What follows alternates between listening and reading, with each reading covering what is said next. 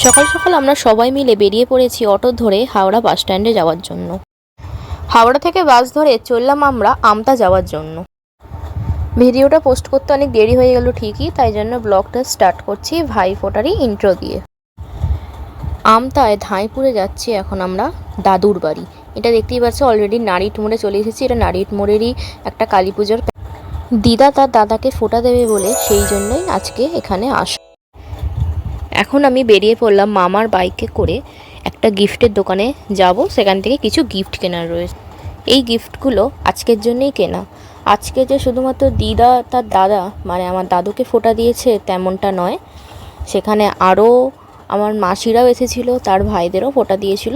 একটা গ্যাদারিং মতো হয়েছিল একসাথেই, সেখানে ভাইফোঁটা অনুষ্ঠানটা।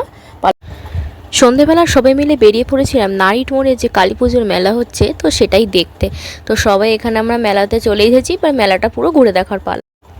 আজকে পুরো ব্লগটাতে খাওয়া দাওয়ার পার্টটা ইনক্লুড করা হয়নি ঠিকই, ওর ক্লিপগুলো নেওয়া হয়নি, কিন্তু অনেক কিছুই আজকে আইটেমে ছিল। চিকেন বিরিয়ানি থেকে শুরু করে মাটন, নর্মাল রাইস, তারপর আরও অনেক কিছুই ছিল মেনুতে, তো সেটা দেখানো হয়নি।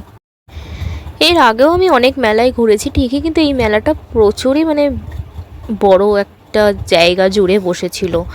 অনেক কিছু স্টল ছিল, খাবার থেকে শুরু করে অনেক। মেলাটা বসেছিল কালী পুজোর জন্য, তো সেই জায়গায় প্রতিমা দর্শনও একবার করে নাও।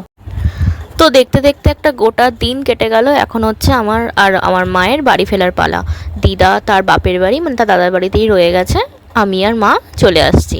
তো আজকের মতো ব্লগ এতটুকুই। আর অনেকই এখন টাইম হয়ে গেছে 8:27। আমি আর মা এখন খুব টায়ার্ড হয়ে বসে রয়েছি, সারাদিন অনেক ধকল গেছে। তো টাটা, আজকের মতো এতটা।